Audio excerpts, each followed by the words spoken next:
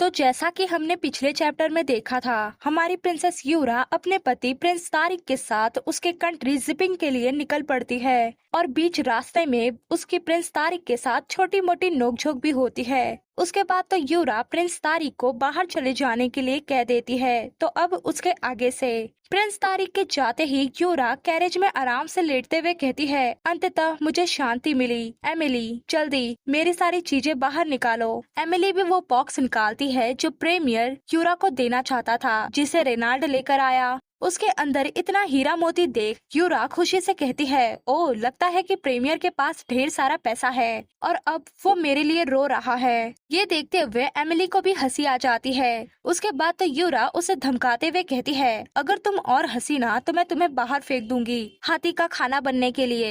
Emily कहती है, your highness, मैं जानती हूँ कि हाथी वेजिटेरियन होती है और वैसे भी प्रीमियर आप में रुचि रखते हैं। ये देखकर आपको बहुत खुशी हो रही है ना? यूरा परेशान हो जाती है और कहती है, मैं बहुत खुश हूँ। मुझे भेड़िए के मुंह में भेज दिया गया है। मैं अभी भी खुश हूँ, लेकिन क्या मैं बहुत नाराज हूँ? मेरे साथ क्या चल रहा है वो मुझे खुद भी नहीं पता। लेकिन ये सब हम इसे प्रीमियर के अंतर आत्मा की आवाज समझेंगे। अब यूरा को खुश होते देख एमिली भी खुश हो जाती है कि शुक्र है अंत में ये हंसी तो। बाहर हम देखते हैं प्रिंस तारिक ऊंट पर सवार हो चुका होता है और आगे बढ़ रहा होता है। इतने में उसका एक बंदा कहता है, योर हाइनेस, एटलांटे की ये प्रिंसेस बहुत घमंडी है। आप चाहते हैं कि हम इसे लेसन सिखाएं? ये सुन प्रिंस तारिक उसे घूरता है, जिससे कि वो बंदा घबरा जाता है। प्रिंस तारिक आगे कंटिन्यू करते हुए कहता है, स्वादिष्ट खाने का मजा उठाने के लिए कुछ तो परिश्रम करना ही पड़ता है। इसके अलावा वो जल्द ही अच्छी हो जाएगी। वो बंदा कहता है, योर हाइनेस, आप भी ना। प्रिंस तारिक कहता है, तुम बकवास बंद करो और आगे बढ़ते रहो। इतने में उसका ध्यान जाता है कि सामने से कोई आ रहा है। उसके बाद तो वो चिल्लाते हुए कहता है, हमारे यहाँ मेहमान आ रहे हैं। ये सुन अंदर बैठी यूरा भी चौंक जाती है और एमिली उसे संभालते हुए कहती है, योर हाइनेस, सावधान रहिए। हमारी यूरा तो खुश होकर खड़ी हो जाती है कि ये इतनी सी तो बात है कि बाहर कोई आया है। अब हमें ये नहीं पता कि वो दोस्त है या दुश्मन। चलो चल के देखते हैं। एमिली चौंकी पड़ी होती है कि क्या हमें बाहर जाना चाहिए? आखिर बाहर हो क्या रहा है? इससे पहले कि यूरा बाहर निकल पाती उसे चक्कर आ जाते हैं। एमिली उसे संभालते हुए कहती है, योर हाइनेस, क्या आप ठीक हैं? यूरा को याद आता है कि जब उसने वाइन पिया था तब प्रिंस तारिक की नजरें उस वक्त के लिए केवल यूरा पर ही थी। अरे नहीं, ये सब सोच के यूरा को कुछ गड़बड़ लगती है। मतलब उस वाइन में कुछ तो था। ये बहुत बुरा हुआ। बाहर हम देखते हैं इनकी टुकड़ी के सामने घोड़े पर सवार ढेर सारे लोग जो कि काले कपड़ों में होते हैं वो आ रहे होते हैं। उन्हें देख प्रिंस तारिक हंसते हुए कहता है, अलविदा कहने का ये तरीका सचमुच शानदार है। इसके अलावा आज जब तुम सब मरोगे और ये रेत लाल समुद्र की तरह दिखेगी तो ये नजारा बड़ा ही सुंदर होगा। मुझे उम्मीद है कि ये मेरी पत्नी के चेहरे पर मुस्कान लाएगा। इसी के साथ वो अपनी टुकड़ी को चिल्लाते हुए कहता है, मारो। इसी के साथ वहाँ पर युद्ध शुरू हो जाता है। दोनों ही तरफ के लोग एक दूसरे का खून बड़े ही बुरी तरह से बहा रहे होते हैं और सामने घुड़सवारों में से एक प्रिंस तारिक के हाथी पेन की ओर जहरीला पाउडर छिड़कता है, जिसे देख प्रिंस तारिक भी चौंक जाता है क्योंकि उसके हाथी पेन के ऊपर ही हमारी यूरा भी सवार है और उसे यूरा की चिंता होने लगती है। लेकिन इतने में घुड़सवारों का लीडर जो कि उन्हें लीड कर रहा होता है वो सीधा हमारे प्रिंस तारिक की ओर बढ़ता है। प्रिंस तारिक भी चिल्लाते हुए कहता है, चले जाओ, मेरी पत्नी को चोट मत पहुंचाना। इतने में सामने से लीडर चिल्लाते हुए कहता है, चिंता मत करो, जल्द ही तुम भी इस मिट्टी में मिल जाओगे। उसके साथ ही इसी के साथ पेन की आंखों में तीरें मार दी जाती हैं, जिससे कि बेचारा पेन चिल्लाने लगता है और बेचारा प्रिंस तारिक इनके लीडर के साथ लड़ने में व्यस्त होता है। प्रिंस तारिक को यूरा और पेन की चिंता हो रही होती है, जो देख लीडर यानी इन घुड़सवारों का लीडर चिल्लाते हुए कहता है, बेहतर ये होगा कि तुम अपनी चिंता करो। इसी के साथ वो जहरीले पाउडर का यूज प्रिंस तारिक पर भी कर देता है। क्योंकि पेन को बुरी तरह से चोट लग चुकी होती है, इसलिए उसके ऊपर बना हुआ कैरेज भी हिलने लगता है, जिसे देख रेनाल्ड उसमें घुसते हुए कहता है, योर हाइनेस, क्या आप ठीक हैं? हमारी यूरा खुद को संभालते हुए कहती है, मैं ठीक हूँ, लेकिन ये हमारे लोग नहीं हैं। ऐसा लगता है कि प्रीमियर के लोग ठोकर खा गए हैं। अब हम केवल खुद को ही बचा सकते हैं। रेनाल्ड यूरा को ऐसे देख कहता है, योर हाइनेस क्या आप घायल हैं? यूरा एमिली की मदद लेते हुए कहती है, नहीं, बाहर की स्थिति कैसी है? इतने में यूरा देखती है कि उसकी ओर आ रहा तीर प्रिंस तारिक अपने ऊपर ले लेता है। यूरा ये देखकर हैरान हो जाती है कि प्रिंस तारिक इतना ज्यादा घायल हो चुका है। उसके बाद तो यूरा पूरी हिम्मत जुटाते हुए चिल्लाकर कहती है, प्रिंस तारिक तुम्हें इतनी बुरी तरह से चोट कैसे लग गई? प्रिंस तारिक कहता है, यूरा तुम्हें खतरे में डालने के लिए मैं तुमसे माफी चाहता हूँ। अगर मुझे पता होता। इतने में घुड़सवारों का लीडर कहता है, ओ ये सीन कितना टचिंग है। लेकिन प्रिंस तारिक क्या तुमने कभी सोचा है कि शायद तुम भी इसमें शामिल हो? खैर छोड़ो प्रिंसेस यूरा, मैं आपको आपके रास्ते पर ले जाने के लिए यहाँ आया हूँ। इतने में रेनाल्ड यूरा के सामने आ जाता है कि अपनी बकवास बंद करो, और यूरा रेनाल्ड को पीछे से पकड़ते हुए धीरे से कहती है, याद रखो कि जब जरूरत पड़ेगी तो मुझे तुम त्याग देना और योर हाइनेस तारिक की सुरक्षा करना। रेनाल्ड चिल्लाते हुए कहता है, योर हाइनेस आप मेरी फर्स्ट प्रायोरिटी हैं, मैं सबसे पहले आपकी रक्षा करूंगा। यूरा धीरे से कहती है, नहीं, तारिक को हमारे इलाके में कोई चोट नहीं पहुंचनी चाहिए, वरना ये एटलांटे के लिए खतरा साबित होगा। ये हमारे एटलांटे की सुरक्षा के लिए है, चिंता मत करो, मैं इतनी आसानी से नहीं मरूंगी। फिर हमारा सीन शिफ्ट होता है थोड़े देर बाद इसी जगह पर। फेफी अपने लोगों के साथ यहाँ पर आता है और यहाँ की इतनी बुरी हालत देख वो घबरा जाता है और मन ही मन कहता है, अरे नहीं, मुझे देर हो गई। उसके बाद तो फेफी वहाँ पर ढूंढना शुरू करता है प्रिंसेस यूरा और प्रिंस तारिक को, लेकिन वो ये देखकर शॉक जाता है कि प्रिंस तारिक मर चुका है। इतने में उसका एक बंदा पीछे से आते हुए कहता है, बॉस प्रिंसेस यूरा यहाँ पर नहीं है और यहाँ पर कोई भी जिंदा नहीं है, यहाँ हर तरफ लाशें ही हैं। फेफी कहता है, सैनिकों को 3 टुकड़ी में बांटो और तीनों दिशाओं में भेज दो, जिसका दायरा 10 मील होना चाहिए। जल्दी जाओ और तलाश करो, वो ज्यादा दूर नहीं गई होंगी, और अगर वो तुम्हें ना मिले तो सीधा लॉर्ड के पास जाना, यानी कि प्रीमियर के पास जाना। दूसरी ओर हम देखते हैं जेवियस को, यानी प्रीमियर को ही, जो आसमान की ओर देखते हुए यूरा के बारे में ही सोच रहा होता है कि इतने में वहाँ पर संत आते हुए कहते हैं, प्रीमियर। जेवियस भी कहता है, आज पॉप का यहाँ आना कैसे हुआ? संत कहता है, पूरे एटलांटे में तुम्हारी सुरक्षा दाव पर है, इसीलिए मैं लापरवाही नहीं बरत सकता। जेवियस कहता है, अच्छा कैसे? इतने में वो देखता है कि उसका बंदा उसकी ओर आ रहा है, इसलिए वो कहता है, तो फिर धन्यवाद। जेवियस का वो बंदा उसके करीब आकर खबर सुनाता है, जिससे जेवियस शॉक रह जाता है कि क्या प्रिंस तारिक की मौत हो चुकी है और यूरा मिसिंग है। खैर ये सब दूर से देख रहा संत जाते हुए कहता है, ऐसा लगता है कि प्रीमियर बहुत बिजी हैं, इसलिए मैं फिलहाल उन्हें परेशान नहीं करूंगा। और इसी के साथ वो वहाँ से चला जाता है। जेवियस बहुत ज्यादा गुस्से में आ जाता है कि पॉप और एम्परर ये जरूर उनकी ही चाल है। चलो मैं उसे खुद ही जाकर ढूंढूंगा, मैं उससे मिलना चाहता हूँ, वो नहीं मर सकती, उसे जिंदा रहना होगा। दूसरी ओर हम देखते हैं रेगिस्तान के बीच रेत में एक जानवर यानी कि डॉग घूम रहा होता है और वो अचानक भौंकने लगता है, जो सुन उसके मालिक चिल्लाते हुए कहते हैं, तुम्हें क्या कुछ मिला है? इसी के साथ हम देखते हैं कि उस डॉग ने ढूंढ लिया होता है हमारी प्रिंसेस यूरा और उसकी मेड एमिली को।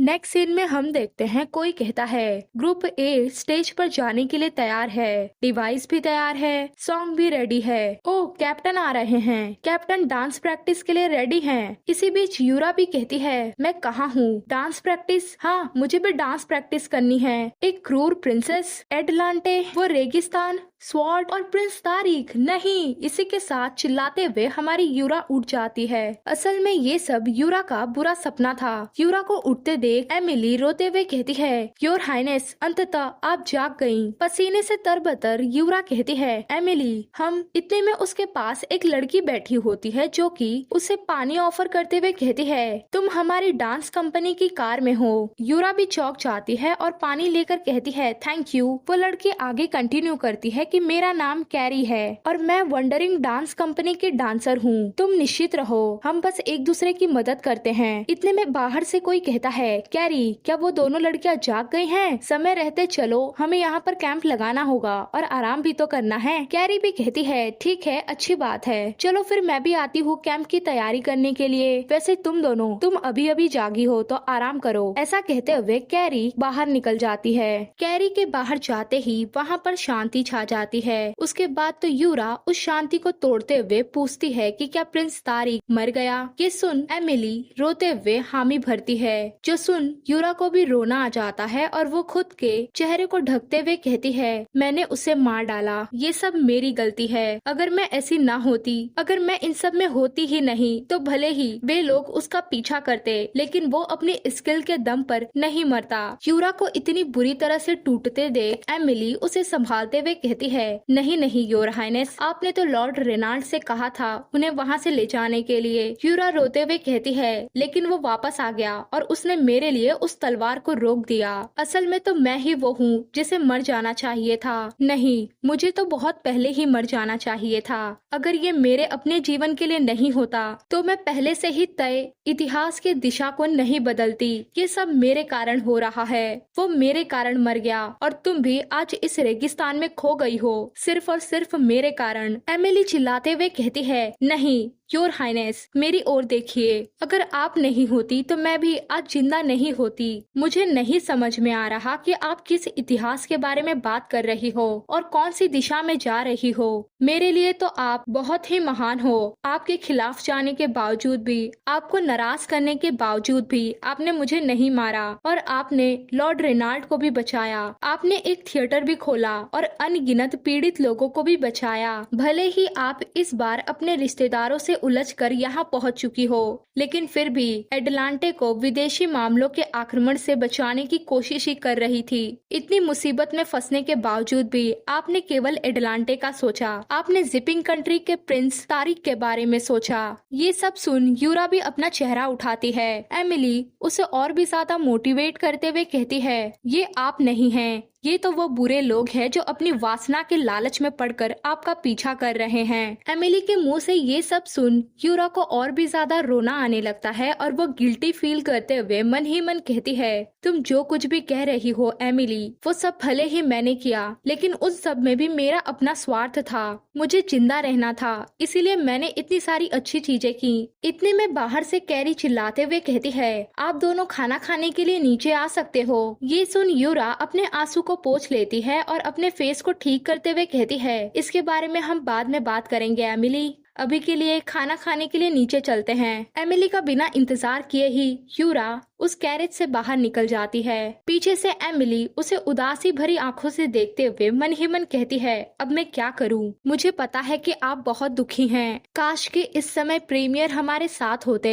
इसी के साथ हमारा सीन शिफ्ट होता है दूसरी ओर रेगिस्तान में। प्रीमियर और फेफी इन दोनों को ही खबर मिलती है कि रेनाल्ड मिल चुका है। प्रीमियर यानी कि जेवियस रेनाल्ड के पास पहुँचते ही कहता है, यूरा के बारे में क्या? वो कहाँ है? सर झुकाया रेनाल्ड कहता है, काले कपड़े वाले हथियारों से लड़ने के चक्कर में मैंने उन्हें खो दिया। इतना सुनते ही जेवियस उसके मुंह पर चाबुक मारते हुए कहता है, तुम बेकार हो, तुमने उसे ऐसे कैसे खो दिया? मैंने तुम्हें उसकी सुरक्षा के लिए यहाँ भेजा था। एमिली प्रिंसेस को लेकर ईस्ट की ओर भाग गई थी। उन्हें जल्द से जल्द ढूंढना होगा। और इतना ही नहीं, प्रिंसेस की हालत बहुत खराब है। जेवियस कहता है, क्या वो घायल है? रेनाल्ड कहता है, नहीं, प्रिंसेस ने प्रिंस तारिक को अपनी रक्षा करते हुए देखा और जब प्रिंस तारिक मरा तो वो देख प्रिंसेस यूरा खुद भी मर गई। उनकी आंखों में देखकर ये साफ साफ पता चल रहा था। उस समय प्रिंसेस यूरा की अभिव्यक्ति एक रंगरूट की तरह थी जिसने युद्ध के मैदान में पहली बार मौत देखी हो। ये सुन प्रीमियर भी दुखी हो जाता है। इतने में पीछे से फेफी चिल्लाते हुए कहता है, माय लॉर्ड, शिपिंग कंट्री ने हमारे देश पर युद्ध की घोषणा कर दी है। ये सुन प्रीमियर कहता है, जब खबर इतनी तेजी से फैल रही थी तो क्या वो व्यक्ति इतना अधीर था? फेफी कुछ कहने का ट्राई करता है कि जेवियस उसे रोक देता है। तुम नाकामयाब रहे, इसके लिए तुम्हें प्रायश्चित करना चाहिए। ये सुन रेनाल्ड भी चौंक जाता है क्योंकि वो भी तो नाकामयाब रहा है यूरा को बचाने में। इसी के साथ रात होने लगती है और हमारा सीन शिफ्ट होता है वंडरिंग डांस कंपनी के इन लोगों पर, जो कि रेगिस्तान में अपने सफर के दौरान रात में कैंप बनाकर रुके होते हैं और एंजॉय कर रहे होते हैं। वो तो गाना बजाना नाचना कर रहे होते हैं और वहीं हमारी यूरा उदासी उदासी से बैठी होती है कि इतने में कैरी उसके पास आते हुए कहती है, तुम्हारा इसके बारे में क्या ख्याल है? हम गाते अच्छा है ना, और नाचते भी अच्छा है। हम ना इस पूरे रेगिस्तान में बहुत मशहूर हैं। यूरा कहती है, अच्छा बहुत बढ़िया, खुशी से नाचो। कैरी फिर से नाचते हुए कहती है, हाँ सही कहा, मुझे लगता है कि कोई भी ऐसा दुख नहीं है जिसे संगीत से मिटाया ना जा सके। चाहे दुख कितना भी गहरा क्यों ना हो, उसे संगीत से मिटाया जा सकता है। तो अगर तुम भी किसी उलझन में हो तो पहले आगे बढ़ो, इसमें कोई बुराई नहीं है। यूरा तो हंस पड़ती है कि सही कहा, शायद मेरा इतिहास बदलने की कोशिश करने से दूसरों और मुझे खुद को भी चोट पहुंचेगी। अपने सामने उन सभी लड़कियों को नाचते देख और उनके बीच एमिली को भी हंसते देख यूरा मन ही मन कंटिन्यू करती है कि अब जब इतिहास बदल गया है, यानी कि यहाँ की स्टोरी बदल चुकी है, तो मुझे नहीं पता कि मुझे क्या करना चाहिए। इसी के साथ वो आसमान में देखती है एलन, जेवियस, प्रेमियर, अरे यार इसके कितने नाम हैं, खैर छोड़ो। यूरा उसे याद करके रोने लगती है और खुद को संभालते हुए कहती है, आगे बढ़ूंगी मैं, ये ठीक होगा। कैरी, क्या मैं भी तुम्हारे साथ शामिल हो सकती हूँ? ये सुनकर तो एमिली बहुत ज्यादा खुश हो जाती है और यूरा के पास बैठते हुए कहती है, योर हाइनेस, मेरे लिए आपका क्या आदेश है? यूरा कहती है, मुझे योर हाइनेस मत कहो, क्या तुम्हें मजा आ रहा है एमिली? एमिली खुशी से कहती है, हाँ मैं खुश हूँ। जब मैंने पहली बार थिएटर में सभी को नाचते देखा था तो मुझे लगा कि ये बहुत कठिन है, लेकिन मोमो और अन्य लोगों के साथ डांस करने में मुझे इतनी खुशी महसूस हुई कि मानो सारी परेशानियां गायब हो गई हों। यूरा कहती है, तो क्या तुम यही रहना चाहती हो? एमिली कहती है, हाँ, क्या हम यही रहेंगे और प्रीमियर का इंतजार करेंगे? यूरा अपना सिर हिलाते हुए कहती है,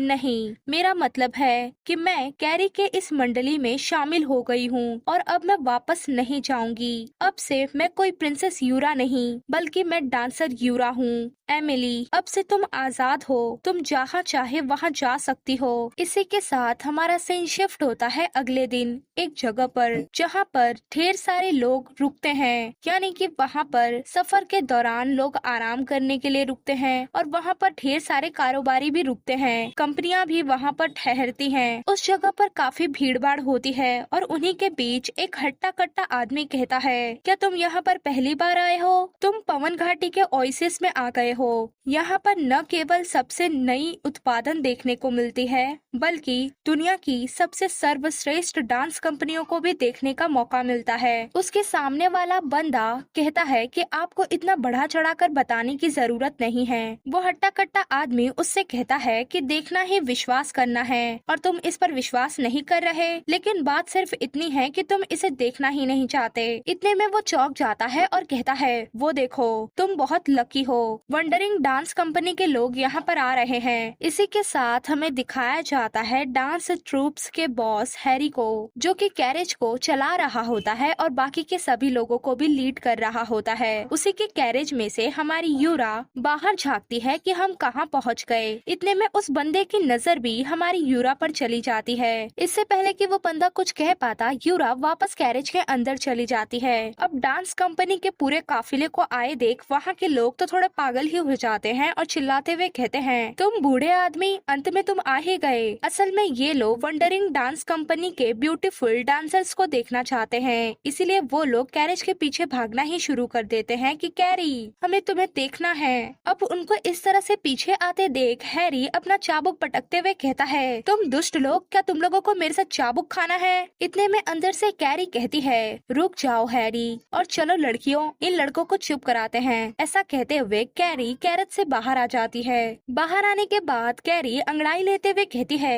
तुम्हें क्या लगता है मोमो, जब ये लोग हमें देखते हैं तो चुप हो जाते हैं या और शोर मचाते हैं? मोमो कहती है, हाँ, हमें देखकर तो ये और शोर मचाते हैं। और सच में वहाँ मौजूद हर कोई कैरी का नाम लेकर ही चिल्लाए जा रहा होता है कि कैरी, तुम्हें देखकर बहुत अच्छा लग रहा है। कैरी तो कैरेज की ओर हाथ बढ़ाते हुए कहती है, इन लोगों को इतना एक्साइटेड देख घबराओ मत, सब कुछ ठीक है, चलो बाहर आ जाओ। अब हर कोई ये देखने के लिए एक्साइटेड हो जाता है कि अब कौन कैरेज से निकलना बाकी है। और जब हमारी यूरा कैरेज से निकलती है तो वहाँ मौजूद लोग और भी ज्यादा चिल्लाने लगते हैं कि वाह, ये कितनी खूबसूरत है। यूरा को देख वो बंदा भी कहता है, वाओ कितनी चमकदार आंखें हैं। यूरा बाहर आती है और हर किसी को मुस्कुराते हुए देखती है और उसकी भी नजर उस भीड़ के बीच भी चीरते हुए सीधा उस बंदे पर ही जाती है। उस हैंडसम से बंदे और उसके पहनावे को देख हमारी यूरा चौंक जाती है कि क्या इस तरह का पहनावा, क्या ये क्यांगलोंग देश है। वेल गाइस, आप लोगों को याद तो है ना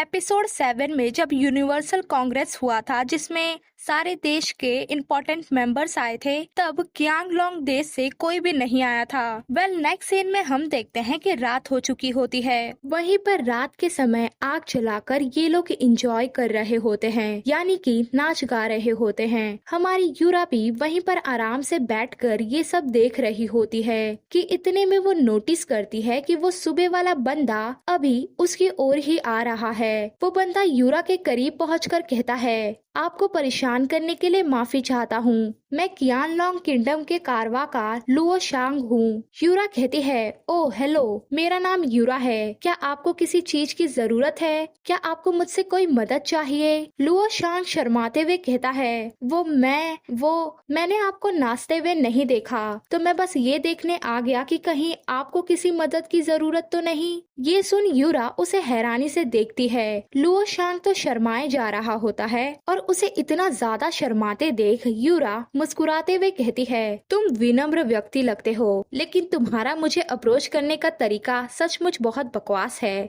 ये सुन लियो शांग घबराते हुए कहता है, अरे नहीं नहीं, मैं तो बस असल में मेरा इरादा वो। इसी के साथ वो अपनी मुट्ठी कसता है और शर्माते हुए यूरा को फिर से अप्रोच करने के लिए कुछ अच्छे शब्द कहने की ट्राई करता है। वो कहता है, तुम हुस्न परी, तुम जाने जहां, तुम सबसे हंसी, तुम सबसे जवां। अब ये सुनकर तो वहाँ पर शांति ही छा जाती है। यूरा भी हैरान हो जाती है कि सौंदर्य सा निर्मा, ये कौन बोलेगा। हमारी यूरा तो चौंक जाती है कि ओहो, ये लौंडा बौरा गया है क्या, पुराने जमाने की लाइंस मुझ पर मार रहा है, या फिर इसने मुझे एक विदेशी समझ लिया है। लेकिन क्या ये इसका पहली नजर का प्यार है या फिर कुछ और। खैर लुओ शांग तो शर्माए जा रहा होता है और इतने में पीछे से कैरी चिल्लाते हुए कहती है, आओ यूरा, अब इन लोगों का दुनिया से मिलने का समय आ गया है।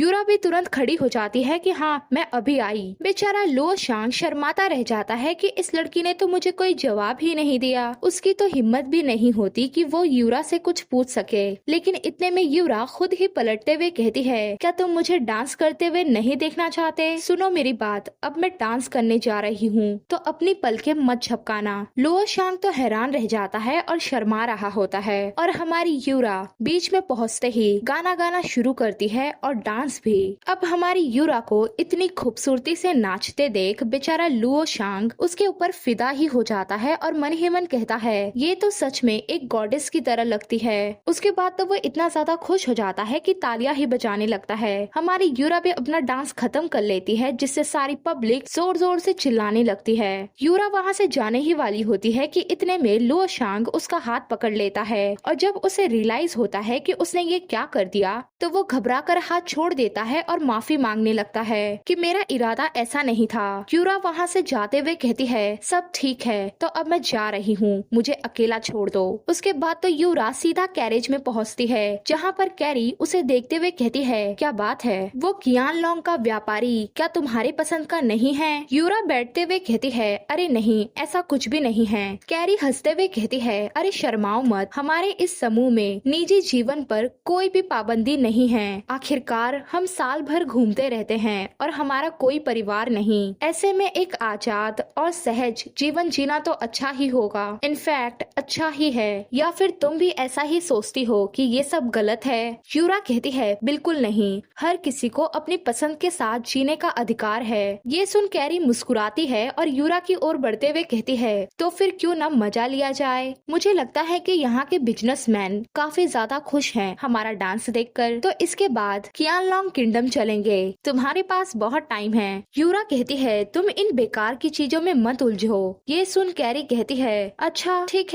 है, जैसा तुम चाहो, लेकिन जब समय आएगा तो दूसरे लोग तुमसे आगे बढ़ेंगे, तो क्या तुम्हें इसका पछतावा नहीं होगा? उसके बाद तो वो कैरेज का पर्दा हटाकर बाहर देखती है, जहाँ पर अब भी लुओ शांग चुपचाप खड़ा होता है। नेक्स्ट सीन में हम देखते हैं लुओ शांग अपने कैंप में जाता है। उसे आया देख उसका एक सर्वेंट कहता है, सर आपको क्या हुआ? लुओ शांग कहता है, कुछ भी नहीं। वो तो चुपचाप उदासी से सर नीचे करके बैठ जाता है और वो कहता है, फेंग क्या मैं सचमुच इतना अनलकी हूँ? उसका सर्वेंट फेंग कहता है, ये कैसे पॉसिबल है? मेरे बॉस यानी कि आपका शरीर बहुत कीमती और मूल्यवान है और केवल आप ही ऐसे इंसान हैं जो दूसरों को पसंद नहीं करते, तो कोई कैसे आपको नापसंद कर सकता है? लुओ शांग बहुत उदास होता है और कहता है, खैर छोड़ो इस बात को। नेक्स्ट सीन में हम देखते हैं सुबह हो चुकी होती है, हर कोई अपनी तैयारी में लगा होता है, यानी कि अब वे लोग इस जगह को छोड़कर अपने सफर में आगे बढ़ने वाले होते हैं। वहीं पर यूरा भी अपने कैरेज में सफाई कर रही होती है कि इतने में लियो शांग वहाँ पर आते हुए कहता है, क्या तुम भी जा रही हो? वैसे तुम जा कहाँ रही हो? इतने में कैरी आते हुए कहती है, हम कियानलोंग देश जा रहे हैं। और अब क्या तुम हमारा साथी बनने के बारे में बात करने वाले हो?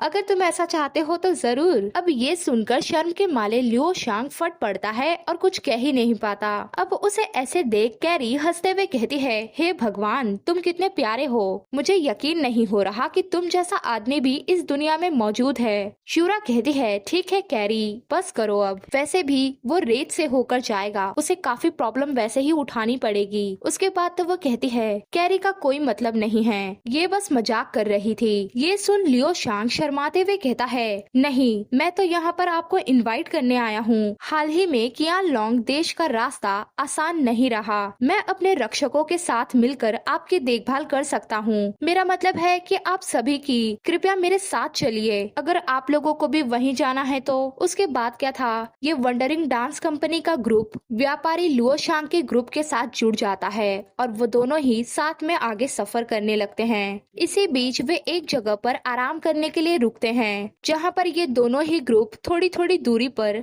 आराम से अपना खाना पीना कर रहे होते हैं। और वहाँ पर जब फेंग ये नोटिस करता है कि लुओ शांग कब से यूरा की ओर ही देख रहा है, तो वो चिल्लाते हुए कहता है, सुनिए बॉस हैरी, आप देख ही सकते हैं कि ये हमारा भाग्य है कि आज हम एक साथ सफर कर रहे हैं, तो क्यों ना आप इन लड़कियों को कुछ मजा करने दे। इतना सुनते ही कैरी भी उठ पड़ती है कि ठीक है, लेकिन मैं पैसे के मामले में इतनी विनम्र नहीं रहूंगी। और यूरा तो उसे मना कर रही होती है कि अरे मैं नहीं जा रही, तुम मेरा हाथ छोड़ो। लेकिन होता क्या है, कैरी जीत जाती है और अंत में यूरा को लुओ शांग के साथ बैठना पड़ता है। लुओ शांग शर्माते हुए कहता है, क्या मैंने तुम्हें परेशान किया? यूरा कहती है, नहीं, हमारे साथ सफर करने के लिए धन्यवाद, अन्यथा हम इस मौसम में बड़े खतरे में पड़ जाते। वैसे तुम मुझ में इतनी दिलचस्पी क्यों रखते हो लुओ शांग? क्या ये मेरे चेहरे की वजह से है? लुओ शांग ये सुनकर हैरान रह जाता है और पसीने पसीने हो जाता है। जो देख यूरा कहती है, मैंने सही अनुमान लगाया था,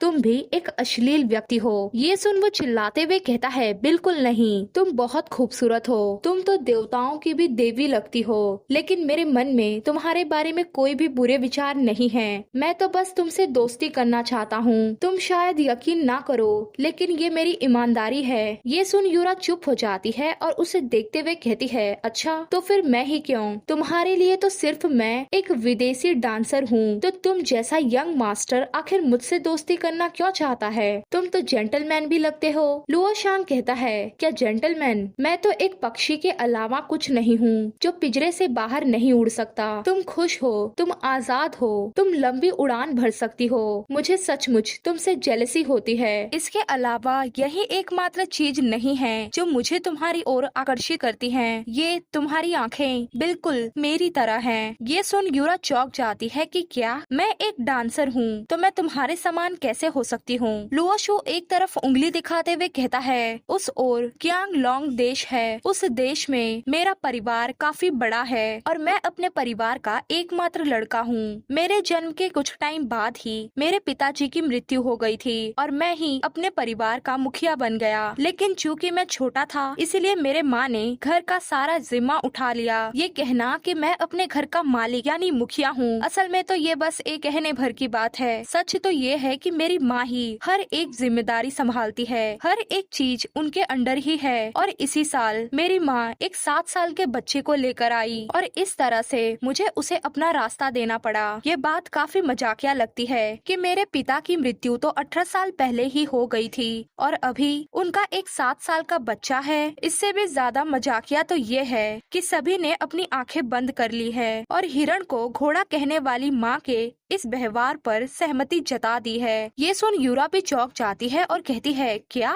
आखिर ये लोग क्या सोच रहे हैं? ये कैसे हो सकता है? आखिर वे कैसे इतने घिनौने झूठ को स्वीकार कर सकते हैं? लुओ शांग कहता है, तुम सही हो, लेकिन उन्होंने इसे स्वीकार कर लिया है। लेकिन मुझे इस बात से राहत भी मिली कि खैर अब मैं आजाद हूँ। बात सिर्फ इतनी है कि मेरी माँ को ऐसे लोगों के एक समूह से हेल्प मिली और अब वो बिना किसी संकोच के ऑफिशियल कामों को करने लग गई हैं। अपने परिवार में कई लोगों की सुरक्षा और हित का सवाल भी शामिल होता है। बस इसीलिए मेरे दिल में हमेशा ही चिंताएं रहती हैं और मैं अब भी खुश नहीं रह पाता। देखो, मुझे नहीं पता कि तुम्हारे साथ क्या हुआ, लेकिन मुझे लगता है कि हम एक जैसे ही हैं, हम समान हैं। ये सब सुन यूरा भी अपनी मुट्ठी कस लेती है और सोचने लगती है अपने लोगों के बारे में, उनके बारे में जो सच में उससे प्यार करते हैं। वो हर एक व्यक्ति जो अब तक उसकी जिंदगी में था, जिनके रहने से वो खुश थी। इसी के साथ उसे रोना आ जाता है और वो मन ही मन कहती है, बात बस इतनी सी है कि मेरा जाना एक ऐसा निर्णय है जो उनके लिए सही रहेगा। उसके बाद तो वो लुओ शांग से कहती है, हमारी स्थिति अलग है, लेकिन मैं समझ सकती हूँ कि तुम कैसा महसूस करते होंगे। शायद मैं तुम्हारी ज्यादा मदद ना कर पाऊँ, लेकिन मैं एक अच्छी लिसनर तो बन ही सकती हूँ, मतलब तुम्हारी सारी बातें सुन सकती हूँ। इसी के साथ यूरा अपना हाथ आगे बढ़ाती है।